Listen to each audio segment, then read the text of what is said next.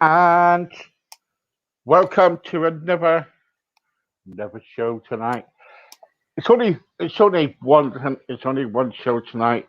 As usual, it's only me and Robert, and we're talking about just everything between mental health and music and whatever, but mostly mental health tonight.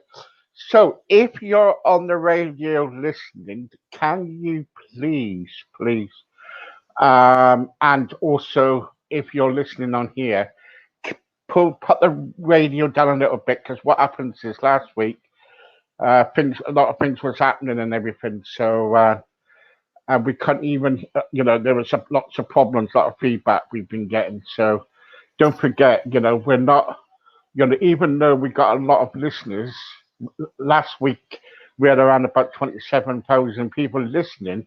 It doesn't mean that that we got to kind of like listen to people's feedback. I'm only trying to be nice as possible. Okay, don't forget tomorrow there is. I don't know if we got any shows tomorrow. Have we got any shows tomorrow, sir? Is it Robbie Ainsley, isn't it? Who is it? Yeah, Leanne. Yeah. Megan. Sean Vanderlei from all the way from the United States. So there you go. But in the meantime, I've got to speak to Rob. Are you, Robert? How are you? I'm good. I'm good. Yeah, everything's good. Yeah. What's the weather like where you are then? It's been a mixture of sunny and a little bit rainy, Right. Okay. but quite warm. What I want to talk about tonight is probably close to you, actually, close to your, because when we get older, our our our capacity to kind of not to kind of live a life that we should. All our capacity runs down. And we get Alzheimer's disease. We got all these diseases and stuff. And that's the problem, isn't it? These days, we a lot of people suffer with it. And when they get to a certain age, there's a cut-off point where they lost complete control. Do you totally agree? Well, from my experience anyway, I guess it's pretty variable. I mean, some people get bad early on. Some people stay healthy for a long time. I Right. mean, with my family, we're extremely long-lived. So my grandmother was 97, my grandfather was 95, my mother's 102. So, I mean, with my grandparents, they were okay right to the end. I mean, it was, the last year that they sort of lost capacity. As we were talking about earlier on, my mother has just lost capacity in the last 6 months, I guess it is. So I think Yeah. a lot of it is variable, but I think also it depends on how much people drank, for example. I mean, I think alcohol plays a big part in people's cognitive deterioration, if we can call it that. So it really depends. Moderation in all things, I suppose, but a lot of it's genetic. I think it's pretty variable. Mm. But Why I brought up the point with the kind of like when older people or people who are suffering with mental health, they are, who's really suffering with mental health problems. Sometimes they're at a capacity where they can't do anything no more. And the trouble is, then they got to rely on carers or family, or and the trouble is there, that's when it gets a bit tricky, really, because then we've got to find out, right, okay, what kind of care do they need? How what is their mental health state? What level is it? Um, so somebody wrote to me today and said, "Hi, Steve, my my brother's in a mental health institution, but I just call it mental health hospital. And he's been in there for the last 6 weeks. He's under section of the Mental Health Act, section 20, of the Mental Health Act.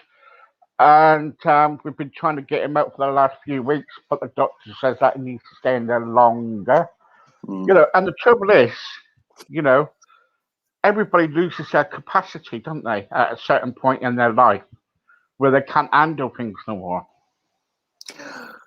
Well, I mean, I personally haven't got any statistics on it, but I mean, certainly I've had 4 members of my family who have gone into old age.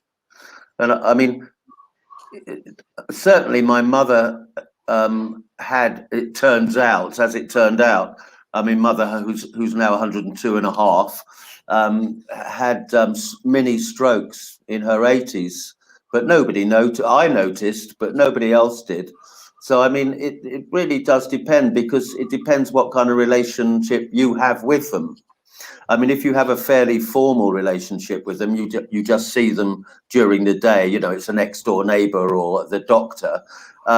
Even if you've got dementia, people are very comfortable in old age doing things they've done over and over again.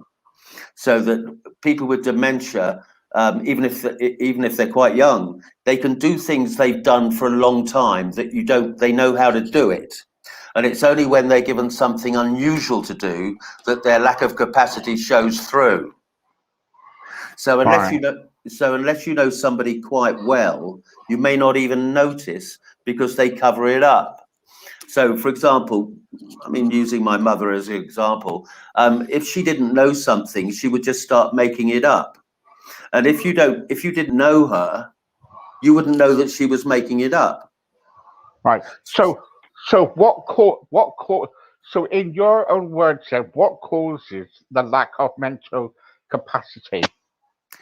Well, if you, I mean, as far as anyone knows, as you get older, there are these things called plaques that form inside your brain, and they basically stop transmission of the neurotransmitters in your brain, so that there are these blockages. They're kind of like knots in all your neurons, and so that would just start to interfere with your normal life, in as much as it would stop you being able to think broadly about things, and so you just focus in on less and less, and just the things that you know.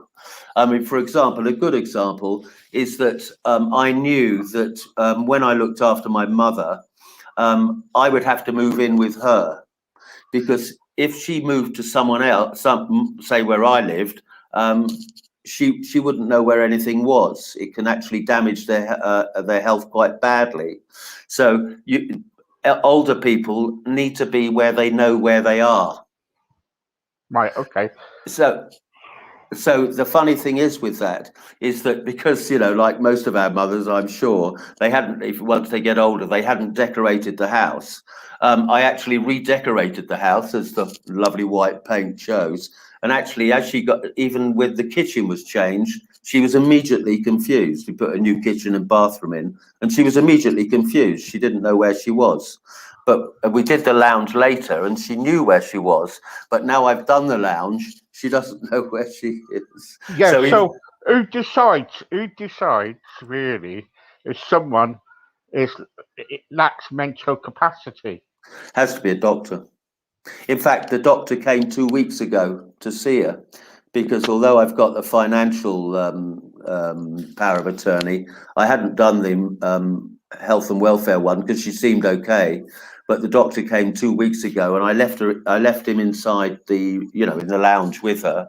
But because she's so deaf, you have to shout at her. So I could, speak very loudly, and I could hear that she didn't know anything. She didn't know who I was. So he was saying to her, "Who is that living with you in the house now?" And she didn't know. "Jack," she said. And so at that point I walked in, because I wasn't shocked, I was surprised. She actually had deteriorated in the space of about 6 months.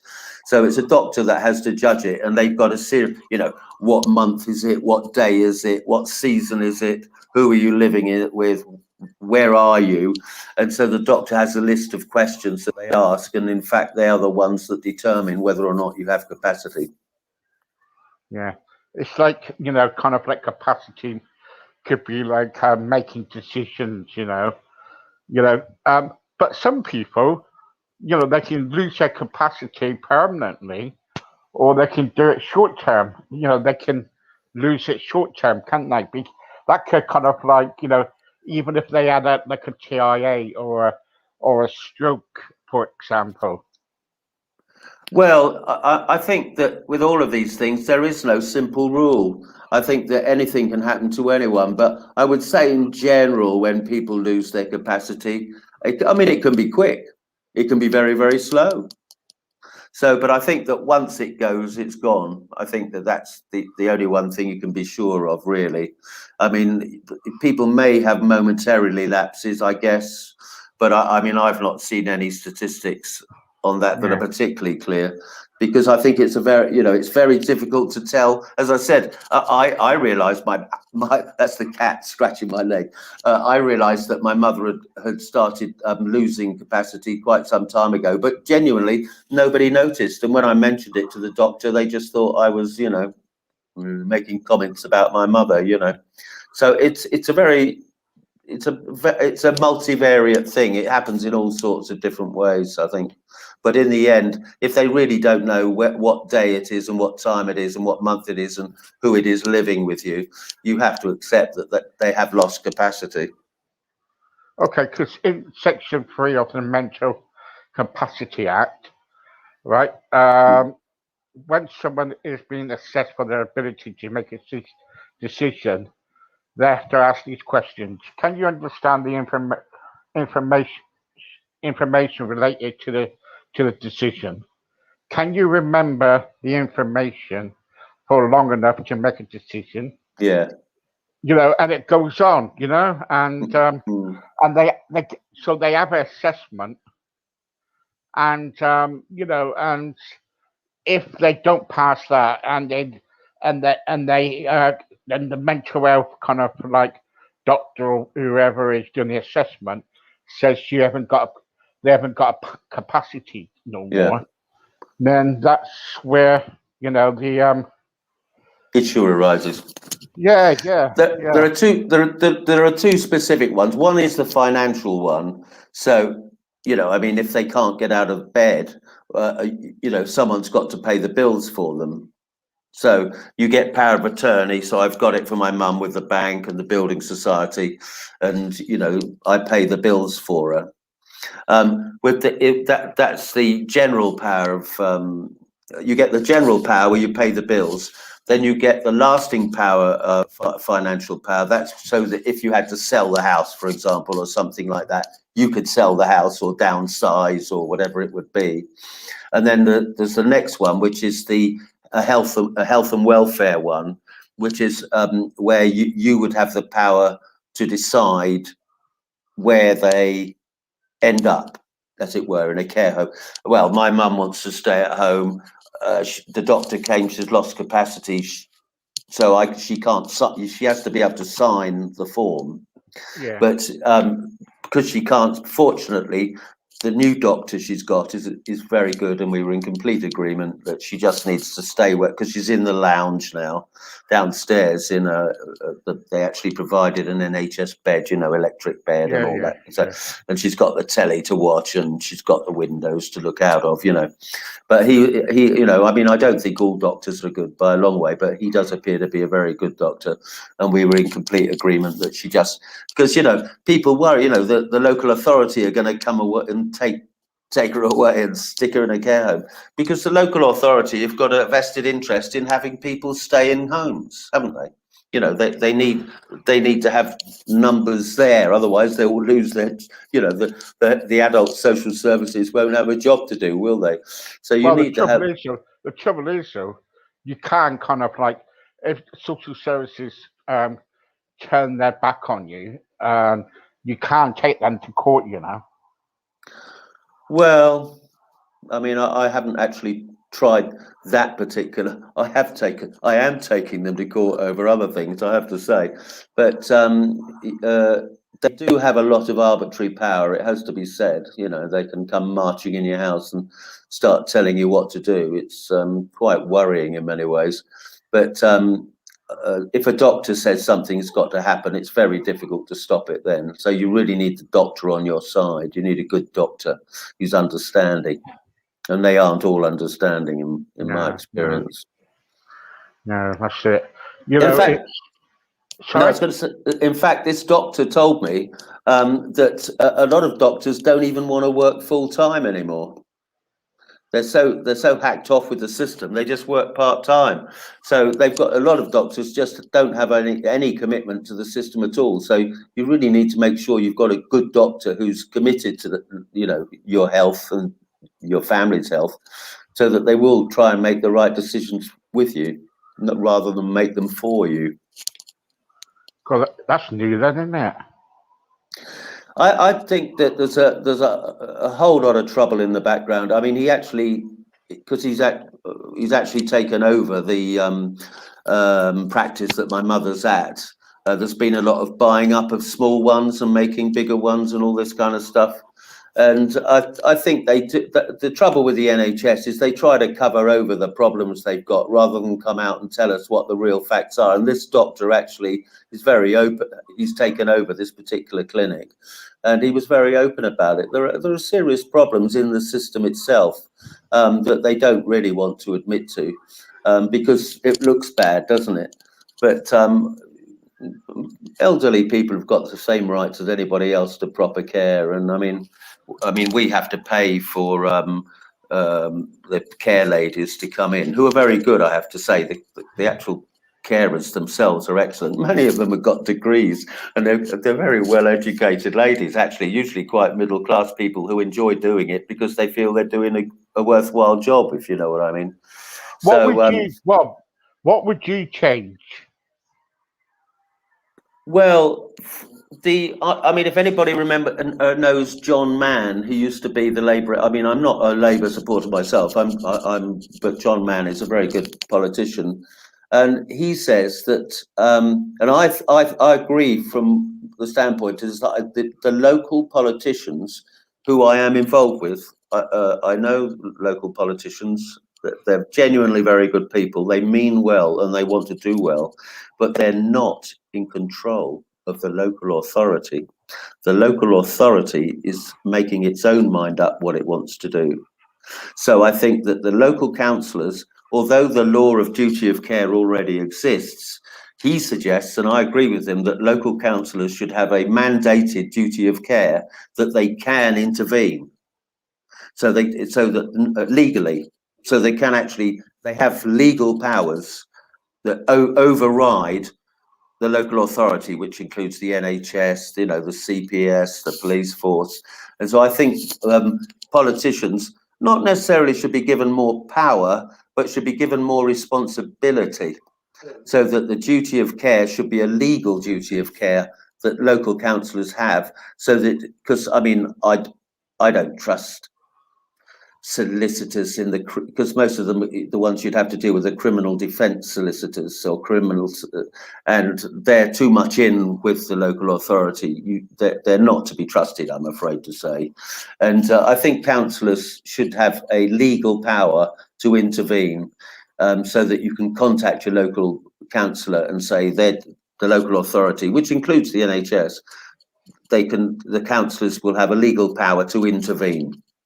And I think I agree with John Mann, because if you look at look at the treatment of those autistic people who were chucked in cells. You must have heard about that, and just put in cells. Never mind the child abuse problems up in I forgot, the Rotherham, wasn't it, and other places that the cat's scratching. She's getting jealous. I'm talking to you. I think councillors have got to be given, you can call it power if you want to, I'd say responsibility, that they've got to have the ability to intervene against the local authority rather than having to get solicitors, because if you earn over £11,500, you don't get legal aid. It's ridiculous. I mean, you've really got to have the ability to get in touch with a councillor, and they can intervene on your behalf, so that if you feel that the local authority, because the local authority need people in their social care beds, they need to have people that they can treat. I was told by a psychiatrist that 30% of the people in St. Anne's, which is the local one here, don't need to be there. 30%. And this was a counsellor, it's Hank Smith. He's a South African, so perhaps he didn't have the same kind of cosy relationship with these people. And he said 30% of the people inside, the local well-being hospital, I'll call it, don't need to be there. They just have them because they need people to fill the beds. And then, of course, they say, oh, we're fully booked, we're overcrowded, and we haven't got enough resources. Well, it's just not true, because they're interfering in people's family lives and putting people in hospital when they just don't need to be there. And that's the psychiatrist telling you. Yeah, yeah. So, sorry, I lost my notes. I got my notes here and I lost them. Not it. Yeah. So, what do you think? What if someone kind of like, say, if like, I know that your mum's lost capacity now, but say if kind of, you know, you if social services came in today and they said, right, I want to take my mum, take your mum. Yeah.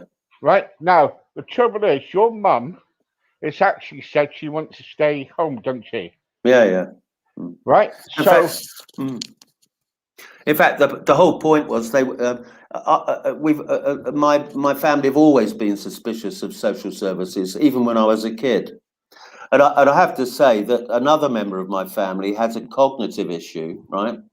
And they've interfered with my relationship with him. They've interfered with my relationship with my mother, you know, without any need. They're very intrusive. But I think it's simply because they want to have enough work to do. That unless they get involved, have people involved, they can just say that, you know. And I've actually had problems with them. I mean, I've got a legal issue with them now where they've continually in the last few years tried to accuse me of not being capable of looking after my mother. Because they want to get people into the local system, so they've got somebody to work on. But if anybody knows anything about it, if you put someone in a local authority care home, they're usually dead within 18 months. Yeah, yeah. I mean, my mother's she first went into a private care home for 3 weeks in 2019. And so I've been looking after her here, and that's been 2 years, and she's still fine. But that's because I'm here 24/7. You know, I know what she likes. I know what she wants. I mean, take a trivial thing. My mother loves coffee. So what are they going to give her? They're going to give her Nescafe. She hates Nescafe. She likes ground coffee. And she likes a little cup of, you know, one of those little cups of real black sweet coffee.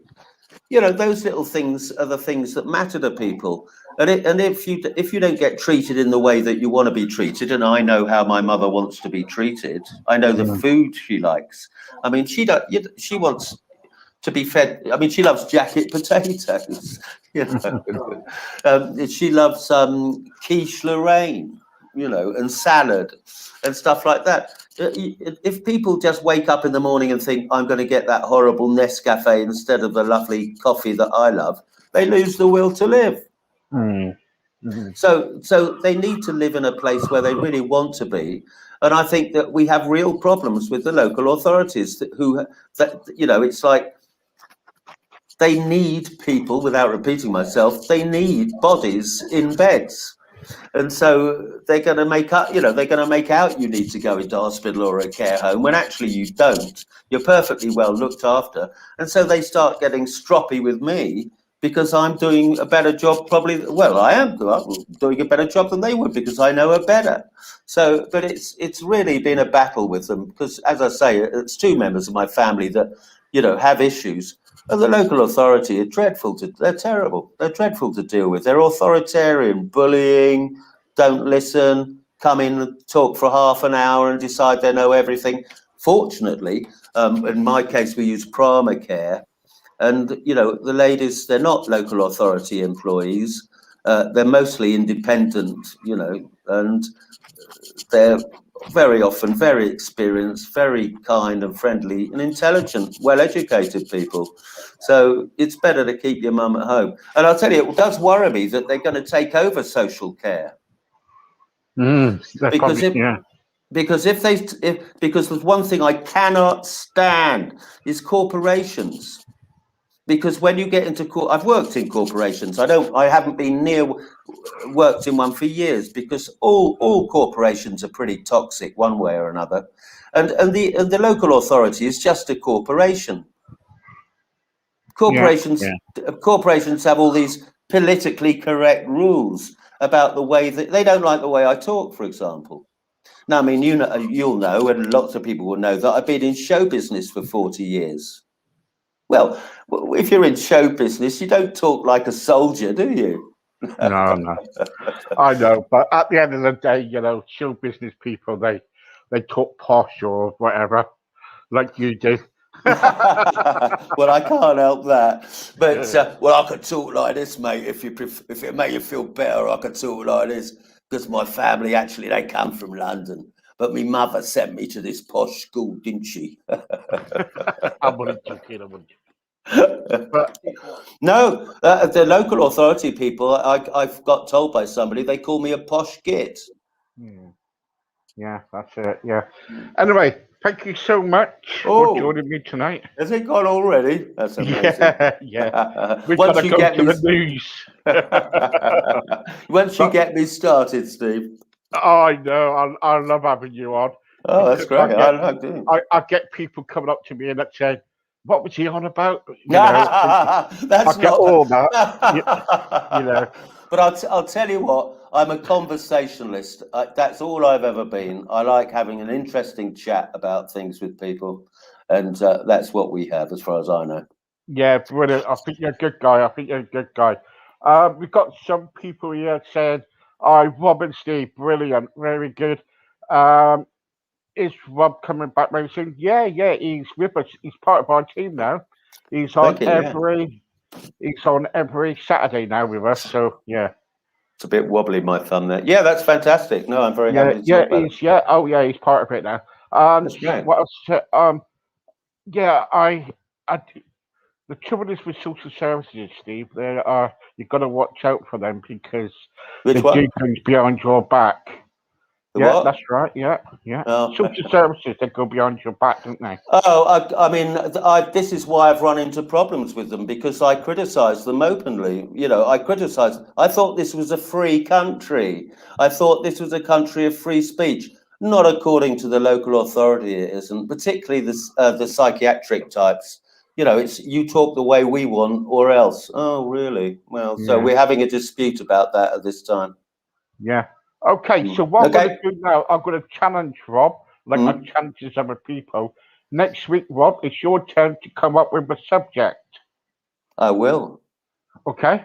I will. And it's in the name of your crossroads. Okay. You'll be surprised what I found out about that. What about? Crossroads. All right. Yeah. I've actually written a book about it.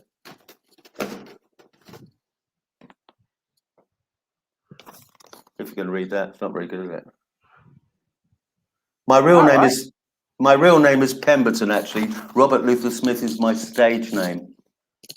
Ah, right. So you've written a book? I've written a couple. That's it. 3. The one hasn't been published. I've written 2. Yeah. Ah, right. Okay. So we can talk about those if you like. Brilliant. Send me the information for your name and everything, and I'll Google you and do everything else. Okay, folks, I've got to go because the news is going to be on. You know what it's like in 9 o'clock, news. But in the meantime, goodbye. See you next week. Thank you.